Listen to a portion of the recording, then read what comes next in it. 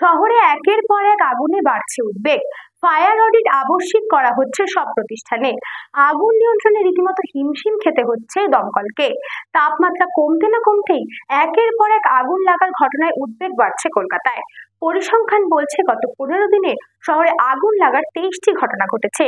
এর মধ্যে ট্যাংরা, নিমতলা এবং লর্ডসের মোড়ে আগুন নিয়ন্ত্রণে রীতিমতো হিমশিম খেতে হচ্ছে দমকলকে। 3টি আগুনই ঘিঞ্জি এলাকায়। আগুন নেভানোর কোনো পরিকাঠামো এই জায়গাগুলিতে না থাকায় এবং উত্তরে হাওয়ার দাপটে পরিস্থিতি জটিল হয়েছিল। আবারও নিমতলা কাঠের গুদামে আগুন লেগেছে।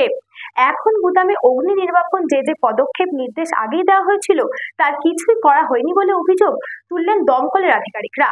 শুধু নিমতলা নয়, শহরে উত্তর থেকে দক্ষিণ সর্বত্রই অগ্নি নির্বাপন বিধি না মেনে ব্যবসা চলছে বলে অভিযোগ। বারণ সত্ত্বেও যত্রতত্র ব্যবহার করা হচ্ছে গ্যাস সিলিন্ডার।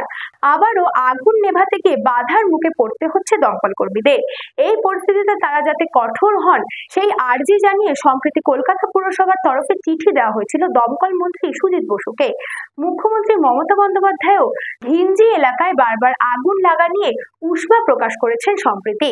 এই পরিস্থিতিতে শহরে ঘিঞ্জি এলাকায় থাকা গুদাম কারখানা থেকে শুরু করে শপিং মল এবং বহুতলে ফি বছর ফায়ার অডিট বাধ্যতামূলক করতে চলেছে দমকল। আইন না মেনে সংশ্লিষ্ট প্রতিষ্ঠান চালাতে দেওয়া হবে না বলে জানিয়েছেন মন্ত্রীও। একদিকে অগ্নি নির্বাপন ব্যবস্থা ঢেলে সাজানো হবে, অন্যদিকে কঠোর অগ্নি নির্বাপন ব্যবস্থা মেনে অগ্নিকাণ্ড রোখার যাবতীয় চেষ্টা সরকার করবে বলে জানিয়েছেন দমকল মন্ত্রী। বছরে একবার ফায়ার অডিট না করলে বাজার বা শপিং মল বন্ধ করা হবে।